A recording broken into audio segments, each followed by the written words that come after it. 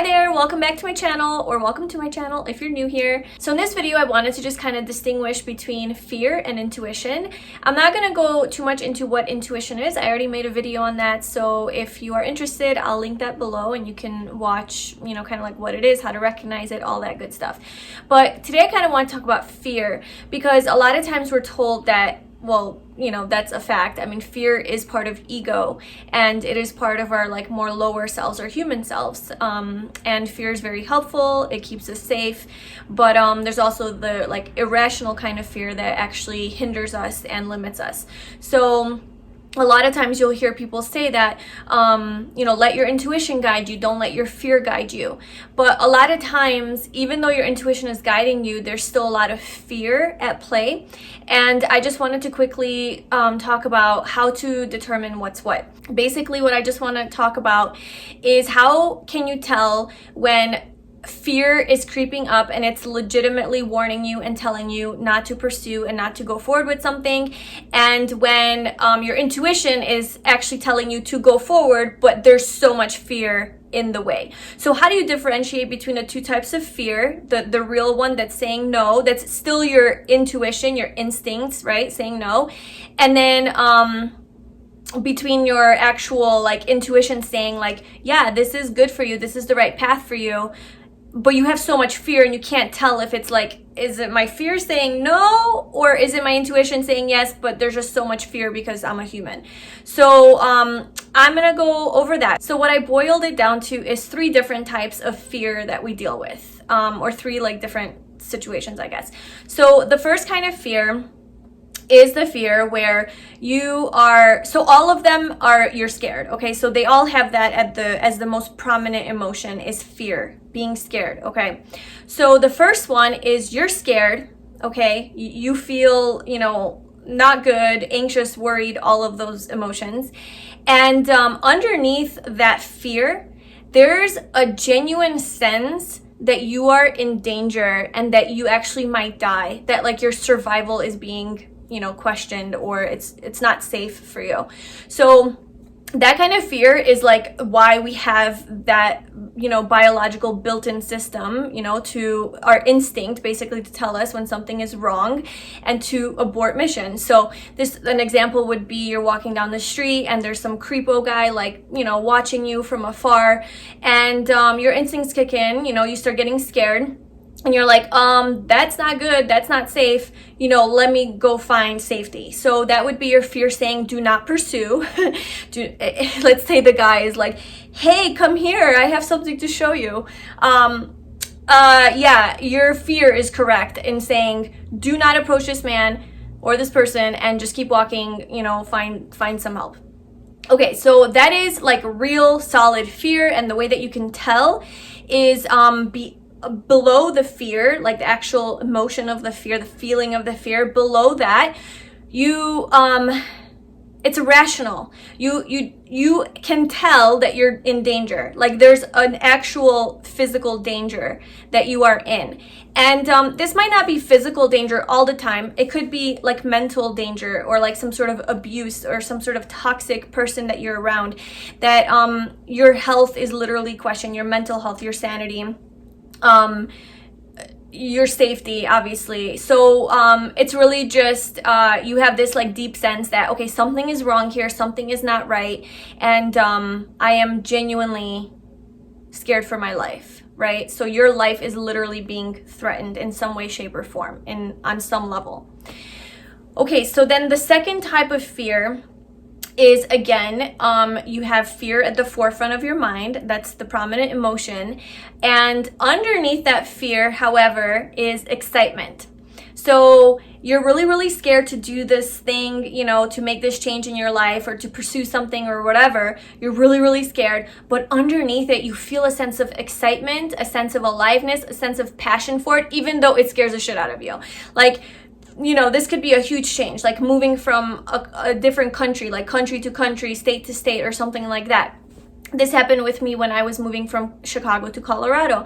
You know, I made that decision that I'm gonna move. You know, I had to leave everything behind, and I was scared. I was scared because I had no idea. I didn't have a job yet here, and I didn't know what my future held or anything about it. I didn't know how life would be. I didn't know if I would survive, but I was so excited. I just knew that I had to go. It was just like, oh yes, Colorado, mountains, sunshine, warmth. Like, you know, it was driving me. The excitement of it was driving me. So that was my intuition telling me, yes, this is your path, go for it. Like, yeah, you're scared.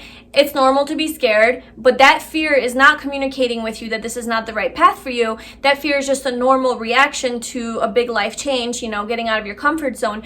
But really at the root of it, it's like there's passion, there's excitement, there's like a sense of aliveness. So that's intuition saying yes. The third kind of fear is a little bit harder to tell. Again, fear is at the forefront of your mind. It's the more dominant emotion.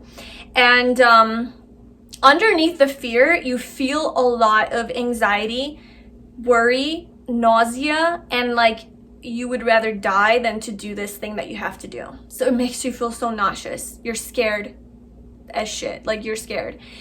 And but underneath that, there's this knowing that you have to do it, that you have no choice but to do this.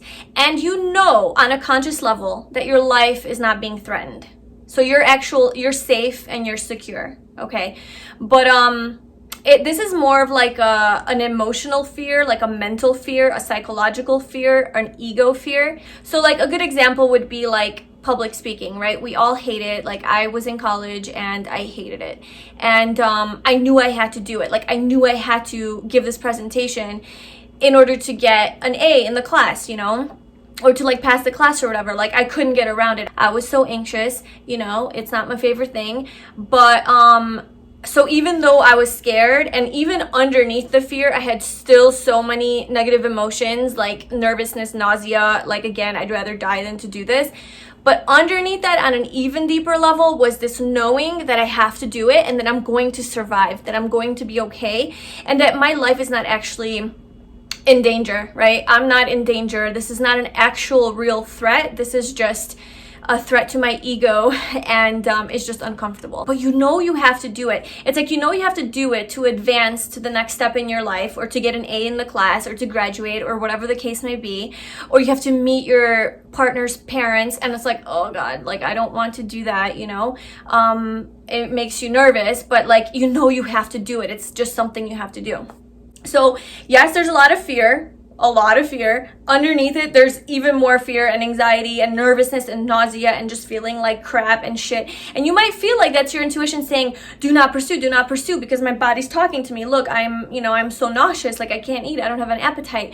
But underneath that, you really have to diagnose and see, like, where's that coming from? You know, is this thing that you're trying to do, you know, there's like a deeper knowing that you have to do this thing. So there's this deeper drive that this is part of your path. This is something that you have to do, and you're just gonna have to get over it, and you know that once you do this thing, like, you're gonna be okay. You know that even while you're doing it, you're gonna be fine. You're just overreacting and you're overanalyzing and you're thinking worst case scenarios, but you know on a deeper intuitive level that you're gonna be okay. It's just gonna be scary. You might embarrass yourself.